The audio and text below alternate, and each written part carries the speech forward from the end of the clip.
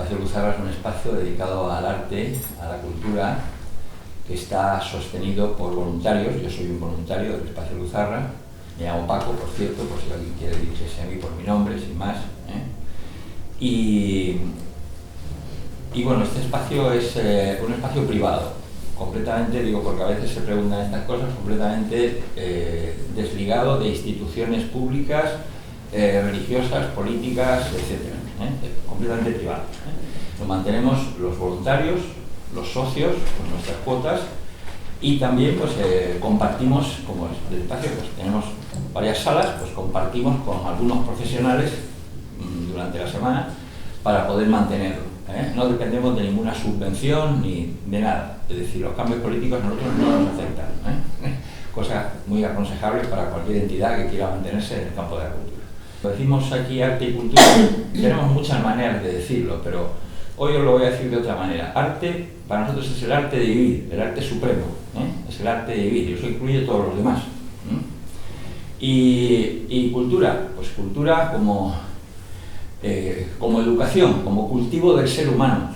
Cultura, no del campo, sino del ser humano. Y eso es lo que nos permitiría recuperar el amor propio y no despreciarnos a nosotros mismos, que es una enfermedad muy extendida en el mundo en el que vivimos. El autodesprecio, la falta de amor propio y el desconocimiento del ser humano. O sea, estamos en una cultura muy enajenada, muy de la enajenación, por otras cosas, de intercambio. Y eso es lo que nos permitiría recuperar la dignidad, que creo que es el tema que nos ha reunido hoy, ¿no? Vamos a hablar de la dignidad. Y otra cosa que quiero decir es que en esta reflexión me he apoyado muy especialmente, y quiero agradecerlo, aunque no los conozcáis, o sí, al director internacional de Nueva Acrópolis, llamado Carlos Adelantado, que hace 5 años, en 2017, escribió un tratadito muy breve sobre la dignidad, en torno a la dignidad, y a un paisano nuestro, que quizá tampoco conozcáis y merece ser conocido, que se llama Javier Goma Lanzón. No suena. Dirige la Fundación Juan March, como elementos, vamos a decir, destacados, filósofo, escritor, y lo considero un hombre pues muy aplicado y muy inteligente. Y él escribió hace unos 3 años un ensayo que se llama Dignidad. Y bueno, entre uno y otro y mis propias reflexiones, he hecho yo aquí un boceto para compartirlo con vosotros esta tarde, a ver si consigo encajar el tiempo, que eso es uno de mis peores defectos, el tiempo, no controlarlo mucho, y que podamos compartir también, dialogar, y que si no tenéis demasiada prisa o no tenéis que seguir corriendo, pues que podamos dialogar un poco, que eso es quizá lo más interesante. Pero antes pues hay que poner una idea encima de la mesa, hay que ponerla para que sepamos de qué hablamos. Esto es muy común entre los seres humanos de nuestro tiempo, y no sé si desde siempre, que los seres humanos hablamos, utilizamos una serie de conceptos, una serie de palabras, dando por hecho que todos entendemos lo mismo, cuando en realidad no es así, o está muy lejos de ser eso. Mismo cuando decimos la palabra cultura, no solo eso, bueno, ya tendríamos para toda la tarde, si nos ponemos a dialogar sobre ello, a ver qué entiende cada cual, ¿no? O educación, ¿no? O libertad, y dignidad, pues ya, la dignidad, este hombre Jaime, Javier, él dice que la filosofía abandonó el tema de la dignidad. Yo no estoy muy de acuerdo con él en eso, pero bueno, quizá no se ha ocupado suficientemente, porque la filosofía, sobre todo la filosofía clásica, ha dado por hecho que la dignidad está presente en todo ser humano, digno, para la redundancia, de ser llamado como tal. Bueno, entonces, yo he añadido especialmente lo de en tiempos difíciles, como para situarnos, ¿no? La dignidad en tiempos difíciles. Voy a tener que recurrir un poco a la historia, pero nos situamos en nuestro presente. Vamos a decir nuestro presente, no digo hoy, sino vamos a decir el siglo XXI, ¿no? Que ya llevamos casi un cuarto del siglo XXI y ya podemos ver un poco el recorrido, ¿no? Empezamos con las Torres Gemelas, luego Irak, Afganistán ha estado 20 años y sabéis lo que ha ocurrido. Mirad la situación en que ha quedado, son fracasos absolutos del mundo occidental, concretamente, que es el que dirige, se supone. Luego, pues las primaveras árabes, menudas primaveras. Mirad el infierno de Siria, ahora ha venido el terremoto a rematarlo. Que a veces la naturaleza parece que dice, pues esto lo voy a arreglar yo. Entonces, pero no hablemos de la naturaleza porque ya es otra cosa. Y entonces entraremos en confusión, porque nosotros formamos parte de ella, pero ella es la gran madre, y ya sabe lo que se hace. Entonces, digo que luego las crisis económicas, no tenemos varias, así, pero una detrás de otra, se sale de una, se entra en otra, luego las crisis sanitarias, las pandemias y ahora la guerra en Europa. Ya, eso ya de este año pasado, reciente, va a cumplir un año dentro de unos días, ¿verdad? Bueno, pues son tiempos que duda cabe que podemos llamar no solamente difíciles, sino oscuros, peligrosos, siniestros, con una tendencia a la locura, a la autodestrucción bastante demencial. Yo con una filósofa conozco yo que dice, antes se decía que estábamos en la era de Acuario, y no sé si todos habéis oído hablar de la New Age, así con una especie de ilusión, que la New Age, la era nueva, todos los problemas se iban a solucionar, y íbamos a ser más felices por lo menos, ¿no? Luego pues se empezó a hablar de una nueva edad media, y nosotros tenemos filósofos que el fundador de esta escuela de Nueva Acrópolis hablaba de una nueva edad media, pero él lo decía con casi 50 años de antelación. El hombre, no sé qué vería él en la historia, se ve que veía las nubes de lejos. Tenía visión meteorológica, pero muy, muy lejana, como los indios cuando miran así, ven señales de humo. Y bueno, pues ahora ya estaríamos en un concepto que no es exagerado decir que estamos en la era de la locura. No es un concepto exagerado. Entonces, bueno, yo en realidad pues no es mi intención estar hablando de lo mal que está el mundo, porque todos lo sabéis, y si alguien no lo sabe, porque se ha aislado, y no lo critico por eso, y el que ponga las noticias un poco, pues ya, de aquí, de allá y de todos lados. Además, esto es muy fácil de ver, es evidente, o sea, y esto sí que viene de lejos. Ha habido filósofos que han lamentado lo fácil que es ver la miseria en el mundo, y que parezca que la miseria campea, ¿no? Y que siempre sale ganando. Es más difícil ver qué es lo que puede ponerle barreras, ¿no? a esa miseria, a ese mal, a esa locura. ¿Qué es lo que puede frenarlo?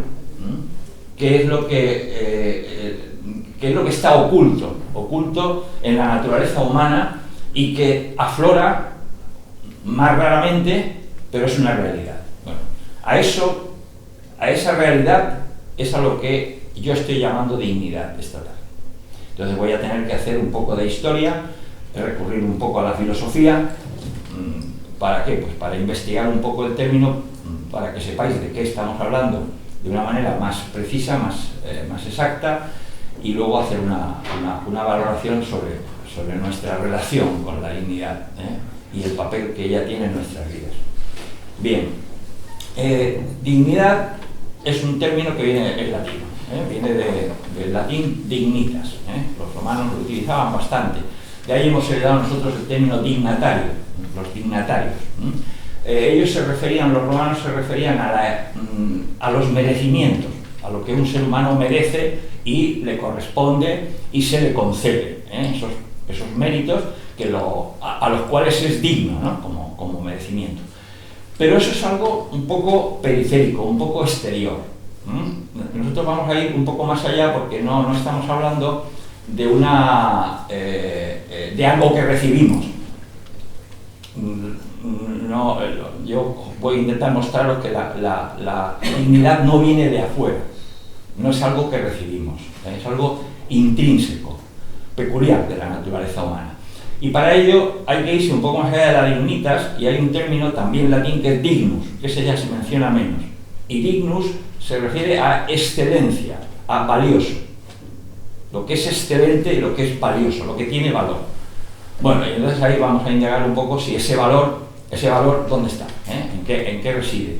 Para ello tenemos que recurrir a la historia muy brevemente. Voy a coger 3 ejemplos, uno de Roma, otro del Renacimiento, a ver si no me salto, sí, otro de, vamos a decir, la era moderna y otro de la era contemporánea, 4, a ver si no me extiendo mucho con ellos.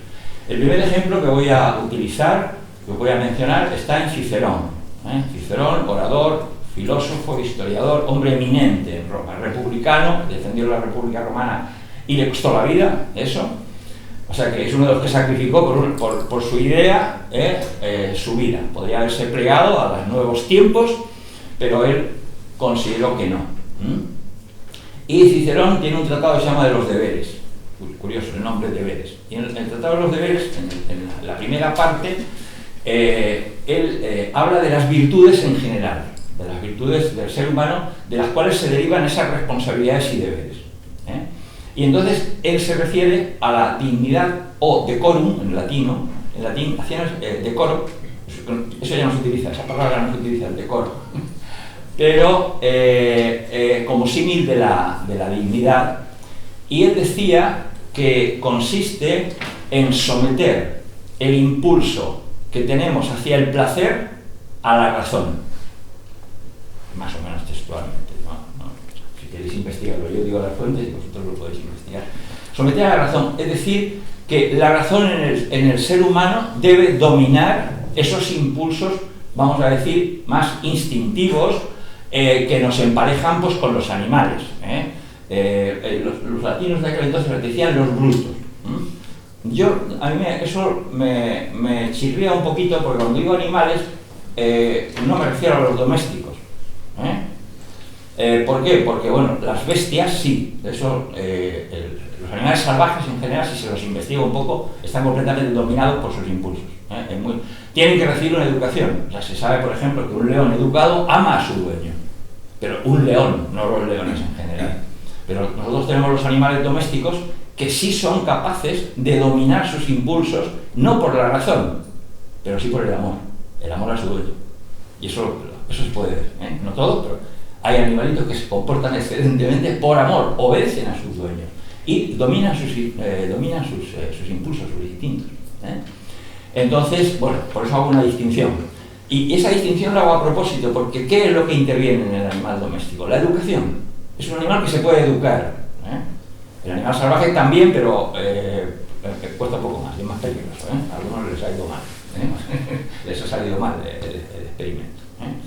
Entonces, bueno, estamos hablando entonces de ese dominio de la razón. Voy a tratar de no apartarme de uno, así seré más breve. De aquí, de Cicerón, vamos a dar un salto de 1500 años y nos vamos al Renacimiento. En Italia hay un personaje llamado Giovanni Pico de la Mirandola, un nombre muy simpático, Pico de la Mirandola. Y él escribe en realidad se llama oración, oratio, se escribe en latín, pero lo hemos traducido como discurso sobre la dignidad del hombre. Es famoso entre los intelectuales porque bueno, marca un antes y un después. Este chico tenía 24 años, es un genio, hizo algo así como 900 proposiciones para discutir con todos los doctores en Roma, que se reunían en Roma. Es una cosa, no lo soportaron, a los 31 años murió envenenado. Este no lo soportaron, era demasiado inteligente, era súper. Entonces, pero dejó el discurso sobre la dignidad del hombre. Evidentemente no lo voy a relatar, hay una idea esencial que él desarrolla. Él parte del Génesis, hay que situarse en Roma, el año 1400, no llega al año 1500, no me acuerdo la fecha exacta, él se sitúa en la teología, claro, y cambia el punto de vista teológico. Lo que él hace es decir que Dios, cuando creó al ser humano, no lo creó según un modelo fijo, como hizo con todo lo demás. Está recurriendo a los arquetipos, a los modelos platónicos. Al ser humano le concedió la libertad, por eso le concedió la libertad de escoger lo que él quiere ser. Entonces, en eso se basa la dignidad del hombre. El hombre es digno por su libertad de escoger su modo de ser. Y él explica que se puede escoger lo más alto o lo más bajo. Que eso es responsabilidad de cada uno.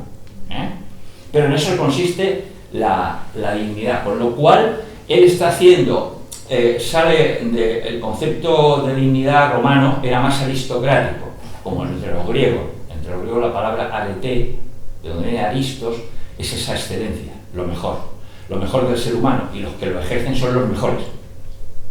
Entonces había una especie de, vamos a decir, de contenido aristocrático, como que la dignidad no era para todos. En el Renacimiento, cuando se vuelven sobre estas ideas, la idea subyacente de Pico es que como la libertad, esa libertad está en todos, aunque no la ejerzamos, pero está. Y allá cada cual, ¿no? Entonces, en eso basó él. O sea, que vamos sumando. En Cicerón, la razón distingue al ser humano. En Pico, la libertad. Y ahora vamos a pasar a Kant. Ya saltamos a la era moderna, vamos a decir, la época de la Revolución Francesa. Kant vivió durante el siglo XVIII y murió a principios del XIX. Y Manolo Kant, por decir Manolito Kant, un personaje también, un genio. Entonces, él tiene unos tratados famosos que casi nadie lee, que son muy arduos, pero hay uno más sencillo que, si os animáis, se llama Fundamentación de la metafísica de las costumbres. Un título un poquito largo. El fundamento de la moral, en otras palabras, de la ética. Moral o ética era lo mismo para él. Entonces él, en ese tratadito, que en esta escuela en su tiempo lo estudiábamos, como hoy tantas dificultades de estudio, ahora lo dejamos un poco para los que quieran ampliar. Entonces, en ese tratado, Kant habla de la dignidad, menciona la dignidad 16 veces exactamente. Entonces, ¿a qué se refiere? Vamos a decir, ¿a qué se refiere Kant con la dignidad? Pues he escogido un párrafo textual de él. Dice: obra de tal modo que te relaciones con la humanidad, tanto en tu persona como en la de cualquier otro, siempre como un fin y no solo como un medio. Es una de sus grandes ideas. La humanidad es un fin, no es un instrumento, no es un medio. La humanidad no se puede cosificar. Él luego, en otra obra suya, La crítica de la razón pura, va a distinguir dignidad y precio.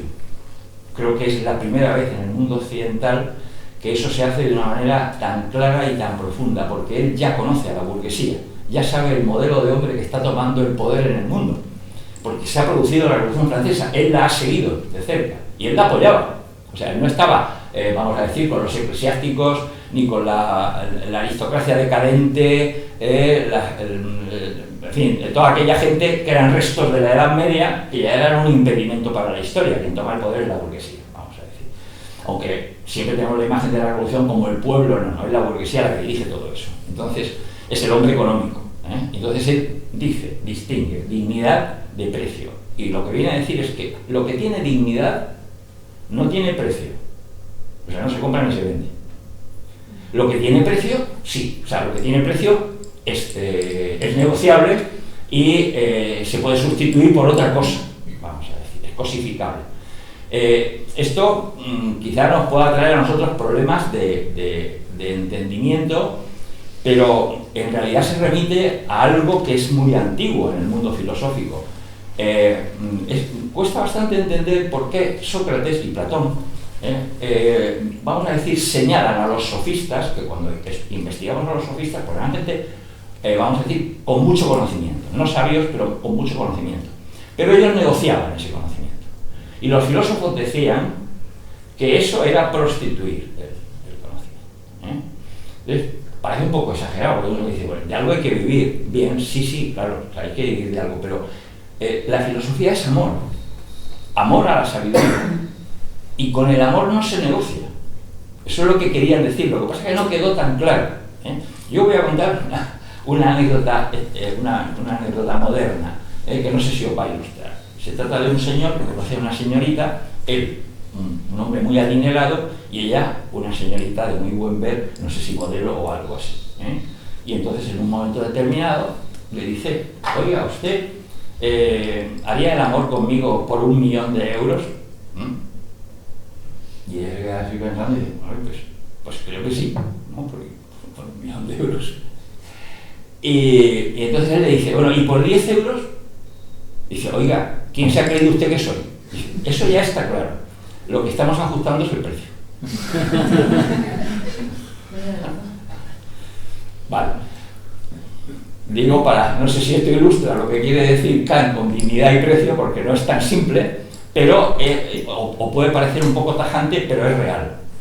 Es real. Lo que tiene dignidad no tiene precio, no se puede comprar ni vender. Otra cosa es que alguien pague, por ejemplo, una obra de arte que se hace por amor al arte, de verdad. De verdad. Y luego resulta que a la del tiempo, habiéndose muerto el autor, o sin, alguien va a pagar 10 millones de euros por ella. Para eso. No se roza. Esa obra fue hecha por amor. Luego va alguien y la compra. De todas maneras, el ejemplo no es muy bueno porque estamos hablando de una cosa. Es una cosa fruto del amor, no el amor mismo. El amor no se puede comprar. Si alguien dice que ha comprado el amor, le ha puesto un nombre equivocado a la cosa. Ha comprado otra cosa. No sé lo que será, pero no es eso. Si nos ponemos en lo que es como la amistad, que es una faceta del amor, que voy a hablar al final de la amistad. La amistad no se puede comprar. Si compras a un amigo, eso es otra cosa, le estás cambiándole el nombre. Esto ocurre mucho en el mundo, que se le cambian los nombres a las cosas y ya no se sabe de qué se está tratando. Como si en la farmacia le cambiaran el rótulo a todos los frascos que hay allí, menudo lío. Ya nadie sabe qué es qué, y te vas a tomar algo para el estómago y resulta que te envenenas. Cosas así, ¿no? Bueno, pues esto es muy frecuente en nuestro mundo. Entonces, luego hay en Kant algo que realmente a mí en el momento cuando lo descubrí es apasionante, porque Aristóteles había dejado la idea de el fin de la vida humana, el ser feliz, ¿no? Como fin primordial de la vida humana, ser feliz. Y había elaborado su ética a Nicómaco como el camino de la virtud hacia la felicidad. Entonces, la moralidad que tiene como fin la felicidad. Entonces, Kant le da una vuelta de tuerca a eso. Él dice: no. La moralidad, la ética, está para que seamos dignos de ser felices. Que no es lo mismo. Ahí es donde sitúa Kant la dignidad. Ser dignos de ser felices, no el hecho de ser feliz. Por eso, como yo di un par de charlas, o algún compañero aquí que me sorprendió alguna broma que yo hice, ¿no?, sobre eso de la felicidad. Y yo dije, si me hubieran preguntado a mí que si yo era feliz, hubiese dicho que yo nunca he caído tan bajo. Porque está implícito en lo que se entiende por felicidad en los últimos 2 o 3 últimos siglos, seguro, no sé si antes, pero se confunde con el placer. Entonces, bueno, eso primero es irreal, es impermanente, no existe como tal. Esa felicidad no existe, son momentos. Y segundo, eso no es la felicidad. La felicidad interna, la felicidad del alma humana, la felicidad del corazón, que es un estado de conciencia, es un estado del ser. Se parece más a lo que los cristianos llamaban en su origen la gloria. La gloria. Que puedes estar crucificado como Jesús, pero estar en la gloria. Eso, como no es, es un poco difícil de compaginar, porque se refiere a un estado de conciencia que no tiene mucho que ver con las circunstancias, y por lo tanto difícil. Bueno, entonces hemos sumado razón, libertad y moralidad como atributos de la dignidad humana. Esto es un poco historia, cómo se ha desarrollado ese concepto de dignidad. Pero vamos a decir, yo quiero ejemplificar la dignidad, más que conceptuarla, quiero ejemplificarla. A ver si lo puedo hacer también con síntesis. A ver, un ejemplo muy clásico y creo que debe ser suficientemente conocido, es el ejemplo de Sócrates. Sócrates se enfrenta al tribunal ateniense, que es la democracia, con 500 miembros, a unas acusaciones muy graves, y es un espectáculo de dignidad. Si queréis, leéis la Apología de Sócrates, escrita por Platón, donde retrata ese juicio, y describe textualmente las dos alegaciones que hace Sócrates, que se defiende a sí mismo. No permite que lo defienda otro. Es él el que se presenta, ¿no? Y resulta condenado a muerte, eso lo sabéis todos, ¿no? Pues es un espectáculo de dignidad. Y también lo utilizo, pongo estos ejemplos porque los ejemplos que voy a poner son dignidad en la dificultad, dignidad en los momentos más difíciles o más adversos. Siguiendo con el discípulo de Sócrates, Platón, que esto se conoce menos, Platón accedió a educar a un rey, uno de los reyes más poderosos de su tiempo. Los griegos le llamaban a los reyes tiranos, pero bueno, eso es un nombre que le daban ellos porque eran un poco particulares. Entonces, no es el concepto de tirano que nosotros tenemos, es la monarquía, cuando uno gobierna y gobierna él, vamos a decir, sin tomar mucho consejo de los demás. Entonces, era el rey de Siracusa, uno de los reyes más poderosos de su tiempo. Bueno, pues querer educar a ese rey casi le cuesta la vida. ¿Por qué? Pues porque no le siguió la corriente, no le siguió el juego, se enfadó con él, cuando Platón se marchaba, que le costó marcharse, creía que lo iban a matar, pero no se atrevió, mandó a unos sicarios, entonces mandó a unos sicarios que lo capturaran y lo vendieran como esclavo. Que lo vendieran como esclavo en una isla que a cualquier ateniense que desembarcaba lo mataban instantáneamente, la isla de Egina, porque odiaban a los atenienses. Entonces habían hecho un decreto porque ateniense que pise aquí, ejecutado. ¿Y qué pasó? No lo ejecutaron a Platón. Os puedo decir, la presencia de Platón, la dignidad de Platón era tal que no se atrevieron. Y además hubo alguien que pagó su rescate, que eso ya también atemperaba las cosas. Era muy querido, unos amigos se enteraron y pagaron una fortuna por rescatarlo. Pero eso fue por contradecir al tirano. Había un compañero de Platón que también había sido discípulo de Sócrates, pero este era un poquillo golfo, y se llamaba Aristipo. Y este se había puesto de rodillas delante del rey. Y luego le habían dicho, no sé si Platón u otro, le había dicho, oye, ¿no te da vergüenza ponerte de rodillas delante del... Dice, ¿yo qué culpa me tengo de que Dionisio tenga las orejas en los pies? Porque era muy ocurrente.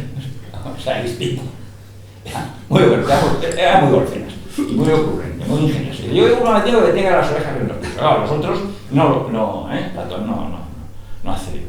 Bueno, paso adelante. Voy a saltar después de... Ya he dicho, ¿no? Cicerón lo mataron por republicano y por defender la república cuando ya era insostenible. A Pico de la Mirandola lo envenenaron y lo digo así porque a los genios pues muchas veces les ocurre esto. Y a Giordano Bruno, no me resisto a dejar de mencionar a Giordano Bruno, tiempo después, ya en el año 1600, lo quemaron en la hoguera. Lo quemaron después de 8 años de torturas psicológicas y físicas, porque en aquel tiempo las celdas donde tenían a la gente en los subterráneos inundados de agua, de ratas, de basura, bueno, pues aquello hubiese sido insoportable. Él lo soportó, aguantó un juicio tras otro de toda la curia romana y de los cardenales que se encargaron, un tal Belarmino, de torturarlo psicológicamente, y no se doblegó en 8 años. Cuando vieron que era imposible doblegarlo, lo mandaron a la hoguera. Y hoy día tiene una estatua en el mismo lugar que lo quemaron, en la Plaza de las Flores, la Piazza di Fiori de Roma. Ahí tiene una estatua en la que, curiosamente, nunca faltan flores. O sea, es suficientemente conocido para que no le falten flores en los pies, ¿vale? Bueno, y ahora me voy a venir a un ejemplo muy moderno, muy contemporáneo. Este ejemplo es para hacer valer un lema de la dignidad, un posible lema de la dignidad, que es, aunque todos lo hagan, yo no. Un posible lema más de cara a nosotros, menos del mundo clásico, que ya no estamos en él, y como estamos en estos tiempos revueltos y difíciles, aunque todos lo hagan, y una sociedad de masas además, porque a ver, un razonamiento que os puedo decir sobre los ejemplos que ya he puesto, es que la dignidad es un obstáculo, la dignidad es un estorbo. ¿Para qué? Para la manipulación, para el poder, para la conducción de las masas, porque, como os he dicho, la dignidad no tiene precio. Entonces, eso implícitamente está reconocido en las constituciones modernas. Hay un ejemplo que pone Javier Dumas, que se lo copio, es si tú tienes una finca y tiene que pasar el tren por allí, por el interés colectivo te la expropian, la finca, pero al propietario no.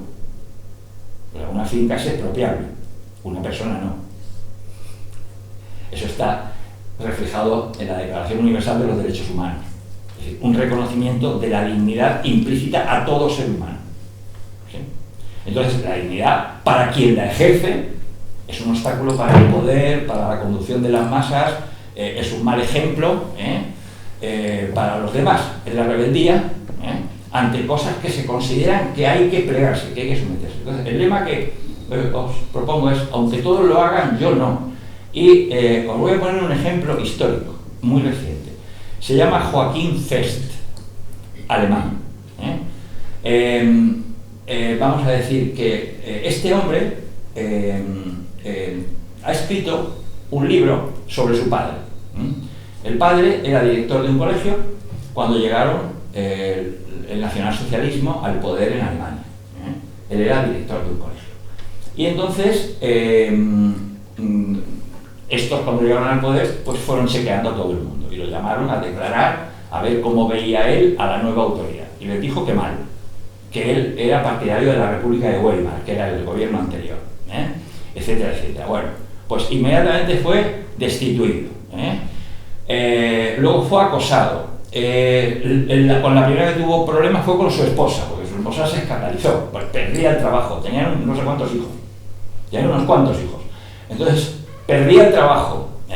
Luego también le hicieron el vacío los vecinos, los amigos, porque claro, estos cuando tomaron el poder se fueron extendiendo y poseyendo a todo el mundo. Entonces la oveja negra, el que se distinguía de ellos, pues era marginado, era acosado, era señalado. A este no lo mataron porque no era judío, ¿vale? Era alemán.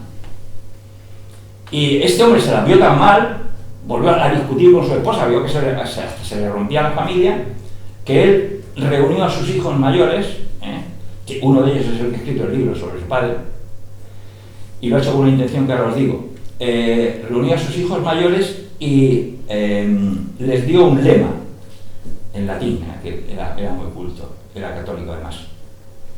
A ver, no me te voy a agarrar. Etiam si omnes ego non. Aunque todos lo hagan, tú no. Y él lo ha escrito, ¿por qué? Pues con una intención. Algunos habréis oído hablar de Günter Grass. Günter Grass, premio Nobel de literatura alemana. Él perteneció a la juventud hitleriana. Nadie lo acusa por eso, porque casi todos. O sea, en aquel tiempo casi todos. Y él, justamente, Günter Grass justifica eso, porque es que iban todos para adelante. Pero el hijo de Joachim Fest ha escrito el libro para explicar cómo su padre no. O sea que, aunque todos lo hagan, hay quien no. Bueno, yo lo pongo eso como un ejemplo de dignidad, como más actualizado, como más moderno. Ya sé que es muy difícil, y contracorriente. Cuando leemos, por ejemplo, los cínicos, Diógenes y tal, nos parece muy bonito y muy gracioso, pero eso es muy difícil, da mucho miedo, es muy... Pero está la dignidad ahí, lo quería poner eso como ejemplo de dignidad en la dificultad. Y ya en una charla anterior, algunos quizás mencioné algo que a mí me lo enseñaba mi abuela. Claro, mi abuela no tenía la profundidad de Joachim Fest ni de Kant, pero ella era la que me decía: tu hijo, aunque veas que todos se tiran a un pozo, tú no. Y me lo decía pues, con mucha frecuencia cuando me iba con los amigos, ya era mayorcito, ya era un adolescente, te ibas de tal, los domingos, los sábados, y ya veía la cosa venir, ¿no? Entonces, claro, yo no veía el pozo por ningún lado, pero entendía que no hacer cosas malas, claro. Lo entendía. Luego, con el tiempo, sí que he ido viendo el pozo, y es muy grande, y la gente se tira al pozo, evidentemente. Claro que se tira, o nos tiramos. No vamos a excluirnos, vamos a decir. Ahí anda la cosa. Bueno, bien. Entonces, lo que yo quiero señalar es esta cualidad de la que estamos hablando, la dignidad, el ser digno, el tener valor, el llegar a la excelencia, el mostrar lo mejor de nosotros mismos en la dificultad, que es tan raro. Muy pocos lo hacen, o muy pocos lo consiguen. El ser humano lo más fácil es que dé un paso atrás, que huya, que no haga frente, o que se esconda. ¿Eso qué quiere decir? Que los que no dan la cara no tienen dignidad. No. La idea que yo quiero transmitir es que no. La dignidad es una cualidad inherente a la humanidad, al ser humano. En la medida que somos humanos, tenemos dignidad. Otra cosa es que tengamos la capacidad de ejercerla o no. Porque yo os diría que la dignidad es el resultado de una victoria. Es una aportación, no es que sea mía, porque es una enseñanza ultra clásica de hace miles de años. Está en el Bhagavad Gita, uno de los tratados filosóficos más antiguos de la humanidad y más completos. Lo que pasa es que no le llama así, hay que identificarla, no tiene ese nombre. Este personaje Javier dice que no, la filosofía no, es que esto se puede llamar de varias maneras, no hay que equivocarse con los nombres y con los conceptos. En el Bhagavad Gita, la enseñanza es para combatir, es decir, es un maestro que enseña a su discípulo a combatir.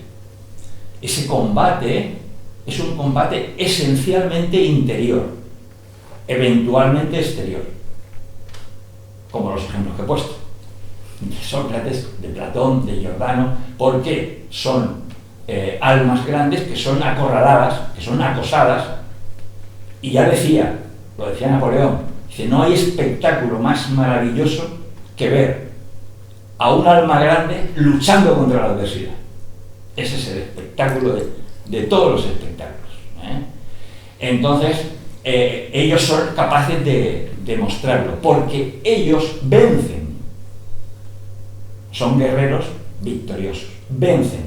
¿Qué es lo que vencen? La parte irracional del ser humano, la parte instintiva, la parte que produce el egoísmo, el miedo, la codicia, la violencia, la ceguera, el odio. Todas las enfermedades y vicios del ser humano provienen de esa derrota de la parte superior, de la razón, de la libertad, de la moral sobre la parte inferior.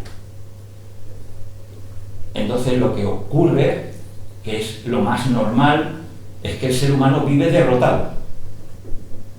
Claro. Pero eso no es natural. Lo natural en el ser humano es que aprenda a combatir, que aprenda a luchar y que venza. Y eso es lo que nos muestran aquellos que han aprendido y lo hacen. Me viene a la memoria una expresión de Abraham Lincoln. Que Abraham Lincoln decía, sé digno, todos los días niégate algo. Dite no. ¿Nos entendemos? Niégate algo, combate, entrena, no te dejes llevar por lo más fácil, por lo que te arrastra, por la parte inferior. Es decir, lo que pasa es que aquí, bueno, yo no he querido presentar una tesis sobre la naturaleza humana. Todo esto se basa en los clásicos, en que ellos conocen, con unos conceptos o con otros, tanto en Oriente como en Occidente, conocen la estructura de la naturaleza humana. Se diga como se diga o se explique como se explique, hay una parte superior en el ser humano, una parte noble, la parte aristos. Aristos tenemos todos, nobleza tenemos todos. Y una parte inferior, que ni es noble, ni es aristos, y le podemos poner muchos nombres, ninguno de ellos es muy bonito. Y si alguien le pone bonito, peor. Porque le va a hacer el juego a algo que es lo que lo va a derrotar. Y lo que le va a hacer que su vida no presente el brillo, la luz de la dignidad. Que además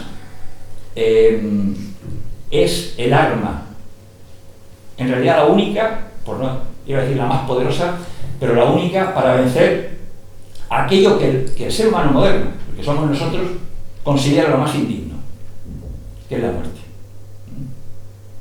¿Por qué? Bueno, pues porque estamos en un proceso histórico en el que hace tiempo que nos hemos ido desconectando del cosmos. Nosotros somos seres que no tenemos una cosmovisión, o sea, una visión ordenada, básicamente completa, lúcida del mundo, de la vida, de nosotros mismos, donde está todo integrado y cada cosa en su sitio. Cosmos para el griego era orden, una visión ordenada, lúcida además, que nos permita entender nuestra vida y tener sentido de la vida. El sentido de la vida, para el ser humano que somos, es lo más difícil que hay. No nos lo van a regalar, no nos lo vamos a encontrar por la calle. Hay que buscarlo y muy bien, porque vivimos en una cultura que en la que nacemos ya desconectados de ese sentido de la vida. Todas las influencias que recibimos nos llevan al extravío, con la mejor voluntad de nuestros propios padres, abuelos, que esto ya viene atrás, ahora no vamos a echar la culpa al gobierno, esto viene rodando ya varios siglos, vamos a decir. Rodando quiere decir que va más. Y entonces somos seres humanos que hemos caído en una subjetividad, vamos a decir, un subjetivismo, un yo loco, un yo desconectado de la realidad, un yo que quiere vivir a cualquier precio, de cualquier manera. La locura manifiesta en que nadie se quiere morir. Queremos seguir y seguir y seguir, no sé, envejeciendo eternamente, enfermos eternamente, medicados, no sé, digo esto de alguna manera.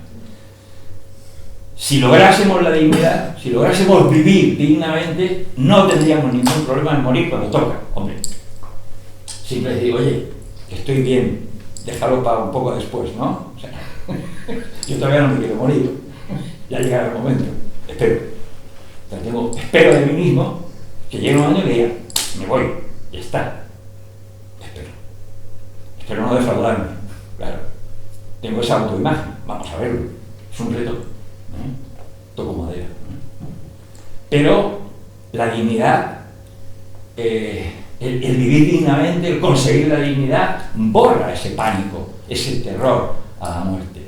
Porque en cuanto la vida cobra significado, la muerte es parte de la vida, no es nada más, es todo vida. Nos vamos, que no sabemos a dónde, bueno, ya lo averiguaremos, pues, oye, ya sé, estamos acostumbrados a que cuando nos vamos de un sitio a otro, nos enteramos a dónde vamos. O cogemos un plano, nos informamos, o llamamos por teléfono, yo que sé, nos cuentan.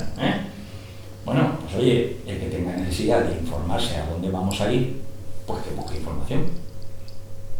Es una solución. Este tema ya lo hemos tratado aquí a veces. Hay información, ya sé, uno la podrá reconocer más, otro menos, le parecerá que sí, le parecerá que no, pero hay bastante buena información si uno busca suficiente. Esto es filosofía, es como con el término dignidad. Yo cuando me propuse hablar de esto, pues he buscado el sentido, me he apoyado en gente que ya ha trabajado, que ya ha pensado, que siempre nos apoyamos unos en otros. Si creéis que hay alguien original en el mundo, pues yo os digo que no. No hay nadie original, ni el pecado es original. Eso de decir el pecado original, sí, ya. Eso ya viene de antes. No sabemos de dónde, de la eternidad. No hay nada original. Una maestra a la que queremos mucho en esta escuela, se llama Elena Petrovna Blavatsky, rusa de origen. La queremos muchísimo por lo grande que es y por lo maravillosa y por lo que nos ha enseñado. O sea que es un amor interesado por lo que nos ha enseñado. Ella decía, no hay nada nuevo bajo el sol. Y yo creo que es un lema que ella coge de una tradición multimilenaria, porque lo que ella transmite generalmente son tradiciones casi prehistóricas de la humanidad, en general desconocidas. Desconocidas en Occidente, no en Oriente. Oriente es que tiene mucha vida. Bueno, entonces, ¿en dónde estamos? Pues en la idea de que ser humano, el hecho de ser humano, es la dignidad más alta. Para nosotros no hay nada por encima de eso. Quiero decir, aplico, el sexo, la nacionalidad, la raza, la religión, el color político, cualquiera de esas características, rasgos que intentan definir a un ser humano determinado, pues digo, ¿y este quién es? Pues este es español, blanco, hombre y del PSOE, ¿no?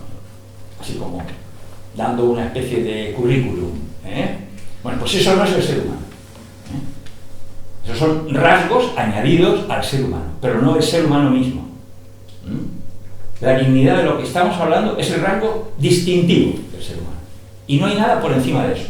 Eso tiene entonces una consecuencia, tiene una aplicación para los que humildemente somos filósofos a la manera clásica, que es que hace ya muchos siglos, 2000 años muy largos, se acuñó en aquella Atenas clásica un término que, ya sé, hay una revista por ahí que se llama Cosmopolitan, para vender cosas a cierto tipo de gente. No, pero el término es cosmopolita, es un término griego, cosmopolita, ciudadano del mundo, porque el cosmos es el mundo, es el orden en el que el ser humano vive, el orden natural, el orden social, el orden espiritual, el orden, todo tipo de orden. Es un cosmos. El cosmos es algo completo, que está regido por una ley natural, de la que los seres humanos hacemos copia de las leyes. Los seres humanos geniales, la mayor parte de los sabios, los 7 sabios de Grecia, eran legisladores, como Solón en Atenas, que es el más conocido, o Licurgo en Esparta. O sea, dan leyes copiadas de la naturaleza superior, leyes que pueden regir al ser humano, dirigir al ser humano como humano, para que sea cada vez más humano. Entonces, bueno, pues eso nosotros lo aplicamos en nuestros principios filosóficos. Es decir, para nosotros el principio de la moralidad, el principio de la dignidad del ser humano, es el principio de fraternidad. La fraternidad es el camino y la fraternidad es la solución de todos los males y problemas de los seres humanos. Es caminar hacia esa unidad, hacia esa ciudadanía única, porque hay varias formas de decirlo. Dice fraternidad, bueno, nosotros trabajamos sobre núcleos de fraternidad. Una escuela de filosofía es un núcleo de fraternidad, donde se experimenta, se vive, se ejercita, se disciplina la fraternidad. Es algo muy difícil de conseguir, tanto como la dignidad. Tenemos que ejercitarla durante toda la vida y posiblemente no sea suficiente. Ya continuaremos, de alguna manera. Entonces, y aparte, esa fraternidad, por encima de esas distinciones en las que consideramos que en la humanidad solamente hay una raza, la humanidad, solamente hay un pueblo, la humanidad, en una única habitáculo que es el planeta que habitamos. Y con el tiempo soñaba Kant ya, y soñamos nosotros con que el ser humano podrá vivir bajo ese principio de unidad. Y ya pues no vamos a gastarnos la energía en tanques de combate, carros de combate, ni en Leopard, ni en aviones, ni en armas nucleares. O sea, todo el desperdicio, el despilfarro de energía, de valor, de vida que el ser humano hace por su desconfianza, por su odio, por su miedo, por su egoísmo, por su locura. Locos. Todo eso es patológico, son enfermedades de la humanidad. No tiene nada de natural. Lo que pasa es que nacimos en ese mundo y nos hemos acostumbrado a que hemos vivido así, de guerra en guerra, y ya porque nos toca, pero eso es desorden, ¿eh? Eso es patología, enfermedad. Y, bueno, hay un camino en el que podamos buscar la verdad del ser humano. ¿A través de qué? Bueno, los instrumentos que nosotros proponemos y tratamos de ejercitar son la cortesía, que es un término clásico, es lo mismo que decir educación, pero como hay educación, ya no, bueno, pero sabéis que los que quizá tenéis más edad, cuando uno se portaba mal, cuando éramos niños, me decía, eres un maleducado. Y eso era una sentencia, cuidadito, que inclusive implicaba a tu familia también, un maleducado. En Roma hay anécdotas de un chaval que se porta muy mal, y le pegan al padre. Por lo menos eran muy originales. Van y le zurran al padre. Eso por tu hijo. Al hijo no lo tocan. Pero bueno, eso es un poco extremo. Pero educación es cortesía, es portarse bien, portarse educadamente, ser buena persona, respeto. Vamos a decir, la palabra sería aprender a respetar, a respetar al otro. Aparte de la cortesía, la convivencia, ser capaces de convivir, porque todos amamos la libertad y necesitamos la libertad, pero esa libertad se comparte con nosotros. La libertad es un hecho compartido, es un principio interno del ser humano que cuando se ejerce compartiendo con los demás, no en contra de los demás, jamás. Eso deja de ser libertad. Ya sea hay una definición que mi libertad acaba donde empieza el otro, esas fronteras no funcionan, porque nadie conoce muy bien su espacio. Y de pronto tú dices, me has invadido, no, yo no, sí, este era mi terreno, no, porque, en fin, ¿sabes? No están los espacios muy bien definidos. Yo creo que es más explicativo, que más significativo decir compartir. O sea, es algo que compartimos con otros. En cuanto no lo compartimos, mal. Ahí hay algo que va a ir mal. Bueno, y por fin eso nos llevaría, porque ninguna de estas cosas es un fin. Cuando digo un fin, sí, la concordia. Cortesía, convivencia, concordia, las tres Cs, ¿no? La concordia, que significa corazón con corazón, pero es una forma muy bella de llamar a la amistad. Le llamamos amistad. Es eso que no se compra ni se vende. Hoy ya sé que se llama amigo, hay gente que tiene 1 millón de amigos en las redes sociales. Cosas así, estamos en un mundo bastante extraviado. La amistad para el hombre y la mujer clásica era el valor máximo. El valor máximo. Lo tenéis, mirarlo en Aristóteles, por ejemplo, en su Ética Nicómaco que he mencionado, en los últimos capítulos, como habla de la amistad. Podríamos traducir, como hace también nuestro amigo Javier, nuestro paisano Javier, traducir lo que enseña Aristóteles por la República de la Amistad, que me parece un nombre muy bello, porque a veces hablamos de la República de Platón, la República, el Estado ideal. ¿Qué quiere decir eso? ¿Qué buscaban estos filósofos clásicos, de una manera o de otra? El vínculo de las almas, el amor entre las almas. Cuando Platón habla del amor entre las almas. Y eso se expresa perfectamente en la amistad, porque la amistad no implica posesión del otro. No es el amor erótico. No hay posesión, no hay intercambio. No hay... la amistad se satisface a sí misma. Podríamos decir, sin exagerar, que la justicia, para que haya justicia en el mundo, necesitamos la amistad. Pero donde hay amistad, desaparecen los tribunales. En la amistad, que solamente hay una, decimos la verdadera, una falsa, no. La amistad no necesita leyes. La ley está implícita en ella. Hay un dicho castellano, que yo no lo uso mucho, pero bueno, lo he oído alguna vez, que dice, le tengo ley al amigo. Al amigo se le tiene ley. Es que la amistad implica la ley. Es la ley moral implícita en ese vínculo, en ese amor libre, sano, entre los seres humanos. Y eso es lo que necesitamos. Y eso es lo que mostraría la dignidad, la cualidad del ser humano. Entonces, yo, como no quiero ceñirme, estaba diciendo de que quiero ceñirme al tiempo para que tengamos tiempo de hablar, quiero dejar aquí la idea simplemente citando algo que también es poco conocido, Esto me lo enseñó el director internacional de Nueva Acrópolis, porque yo estuve en Delfos y en ese momento, bueno, es que actualmente no se ve. Hay que leer las descripciones que hacen los clásicos de cómo era el oráculo de Delfos, con el templo Apolo y, bueno, el lugar sagrado más importante de Grecia.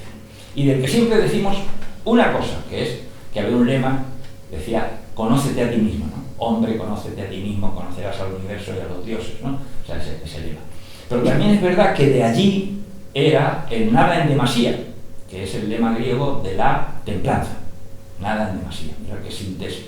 Pero hay uno que es mucho menos conocido, que decía, llega a ser digno. Llega a ser digno. Se da por hecho la dificultad de serlo, que es un camino y que podemos llegar a él. Pero para eso tenemos que luchar, tenemos que combatir interiormente, tenemos que sobreponernos a nuestra naturaleza inferior, sobreponernos a nuestros impulsos atávicos, instintivos, viscerales, y no sé si llamarle, como decía Cicerón, la razón, la libertad de Pico o la ética de Kant. Eso es lo que necesitamos como seres humanos. Así que muchas gracias por haber tenido paciencia, haberme esperado, y ahora pasamos a dialogar en la medida que a vosotros os parezca pertinente y oportuno, ¿vale?